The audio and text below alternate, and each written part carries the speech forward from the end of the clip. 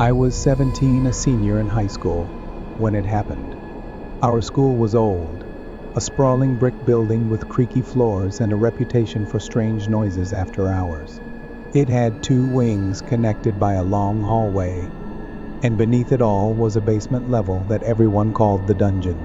The dungeon wasn't used much, just a couple of storage rooms, an old boiler, and one small classroom that doubled as a detention space. That's where I was that day, stuck in detention after school for skipping gym class. It was just me, the supervising teacher, Mr. Hargrove, and the eerie quiet of the basement. Detention started at 3:30, and the school was mostly empty by then. Mr. Hargrove was a gruff guy, probably in his 50s, who didn't talk much. He sat at the front of the room grading papers, while I doodled in my notebook, counting down the minutes until 4:30 when I could leave. The classroom was dim, lit by a single flickering fluorescent bulb, and the small windows near the ceiling were too grimy to let in much light. Outside, I could hear the wind picking up. There was a storm rolling in, and the sky had turned a sickly gray. About 20 minutes in, Mr. Hargrove's phone buzzed. He glanced at it, frowned, and stood up. "Stay here," he muttered, stepping out into the hallway. I figured he'd be back in a minute, so I didn't think much of it. But then the door clicked shut behind him, and the room got quieter than it already was. Too quiet.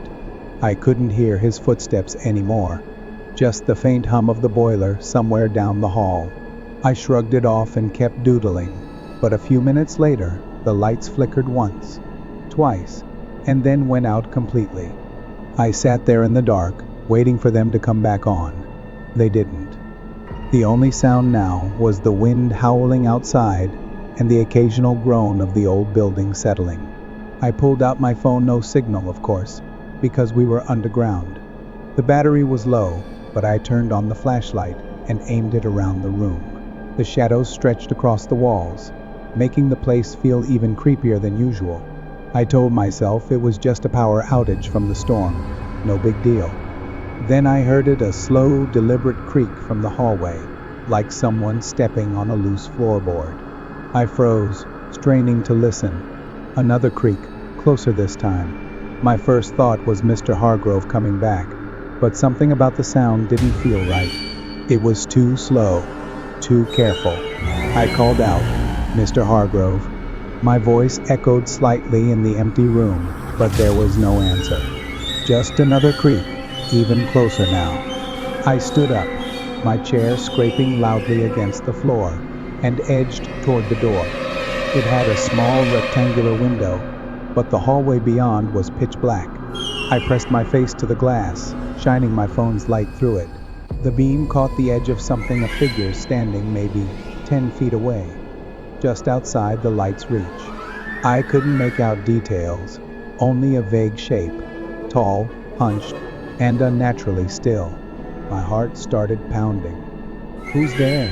I shouted, trying to sound braver than I felt. The figure didn't move. I backed away from the door, fumbling with my phone to call someone. Anyone, even though I knew it wouldn't work. That's when the doorknob rattled. It was a slow twist, like whoever or whatever was out there was testing it. The lock held, but the rattling didn't stop. It got louder, more insistent, until it turned into full-on banging. The door shook in its frame, and I stumbled back, tripping over a desk and dropping my phone. The flashlight beam spun wildly across the room before landing on the door, illuminating the window. There was a face pressed against the glass now. I couldn't see it clearly, just pale skin, dark hollows where eyes should be, and a wide, crooked grin that didn't look human.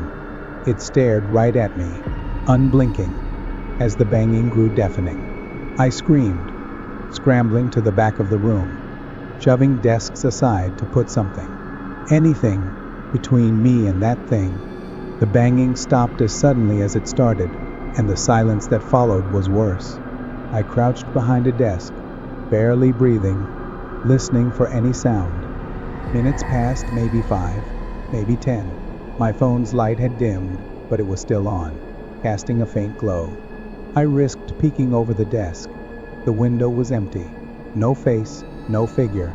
I told myself it was gone, that I'd imagined it. Maybe it was just some creep messing with me. I grabbed my phone and crept toward the door, my hands shaking so bad I could barely hold it. I had to get out of there, locked door or not. Before I could reach it, the door swung open on its own. No one was there, just the dark hallway stretching out ahead. I hesitated, then stepped through, shining my light both ways. To the left was the stairwell leading back up to the main floor. To the right, the hall disappeared into blackness, toward the boiler room. I turned left, moving as fast as I could without running, my footsteps echoing too loudly in the empty space. Halfway to the stairs, I heard it again, those slow, deliberate creaks, coming from behind me. I spun around, aiming the light. The figure was there again, closer now, maybe 20 feet away. It wasn't moving, just standing there, head tilted like it was studying me. I couldn't see its face this time, but I could feel it watching. My legs felt like jelly, but I bolted for the stairs, taking them 2 at a time. The creaking followed, faster now, like it was chasing me. I burst through the door at the top into the main hallway. The storm had knocked out the power up here too, but faint emergency lights glowed red along the walls, giving me just enough to see by. The school felt abandoned, no teachers, no janitors, no one. I ran toward the front entrance, my shoes squeaking on the tile. Behind me, the stairwell door slammed open, and the creaking turned into heavy, uneven footsteps. I didn't look back. I couldn't. I reached the front doors and yanked on them. They were locked. Of course they were. It was after hours. I pounded on the glass, yelling for help, but the parking lot outside was empty. The rain coming down in sheets. The footsteps were getting closer, echoing down the hall. I ducked into a nearby classroom, shutting the door as quietly as I could and hiding under the teacher's desk. The room was silent, except for the rain battering the windows. I held my breath, clutching my dying phone like a lifeline. The footsteps stopped outside the door.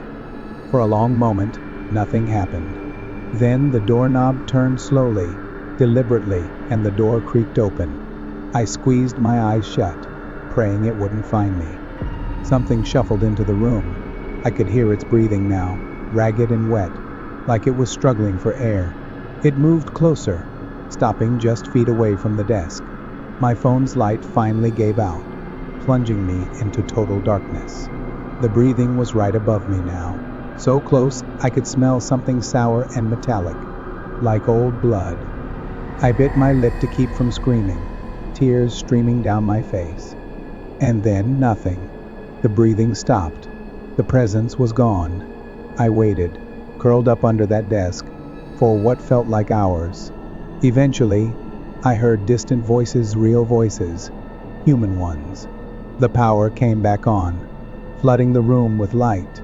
I crawled out, shaking, and saw Mr. Hargrove and a janitor standing in the doorway, looking confused.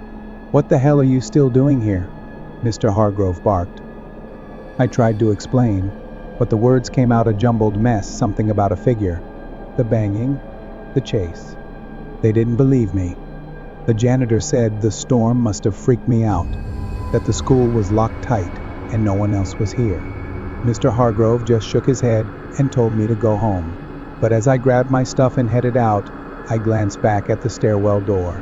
It was still ajar, swaying slightly, like something had just passed through. I never found out what was down there that day. The school didn't talk about it, and I didn't ask. But sometimes, late at night, I still hear those creaks in my dreams, and I wonder if it's still out there, waiting.